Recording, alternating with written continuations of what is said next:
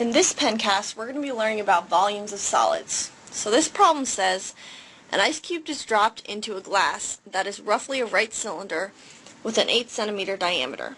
The water level rises 2 millimeters. What is the volume of the cube, and what is the length of one of the cube's sides? Alright, so the first thing I always do with these problems is draw a picture. So our cup is going to basically look like this. Okay? So it's a cylinder, diameter 8 centimeters. Okay? So we're going to say the water level is like right here.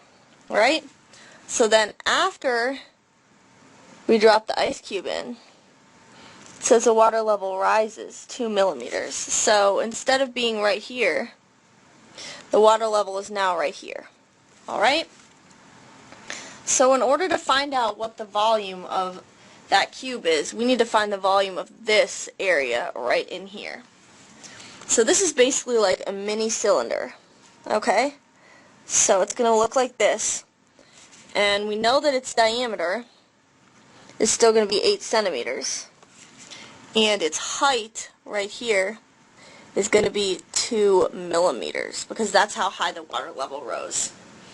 Alright, so we need to find the volume of this little cylinder. So we know that the volume of a cylinder is equal to pi r squared, which is the area of the circle, and then times h, which is the height.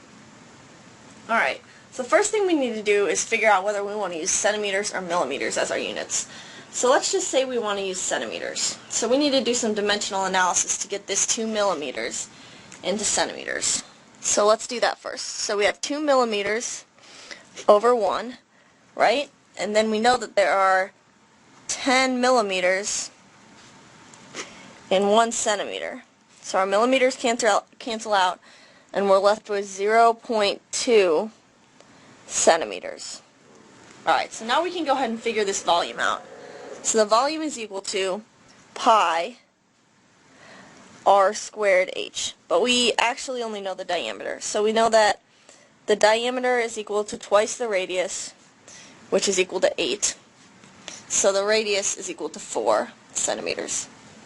Alright, so now we can do volume equals pi 4 centimeters squared times 0.2 centimeters.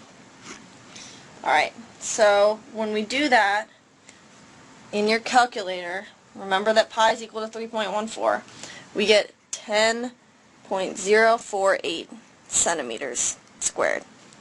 Alright, centimeters cubed, since we're talking about volume, right? So this is the volume of that ice cube, because that's how much water it displaced. Alright, so if we want to find the length of one of the cube's sides, now we need to know the formula for volume of a cube.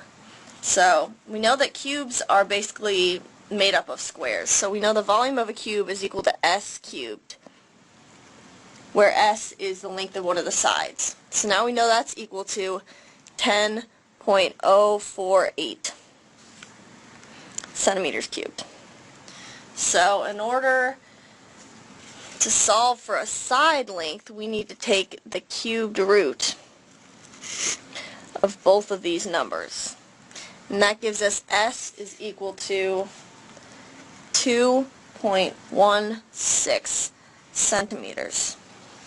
So one side of the cube is 2.16 centimeters long.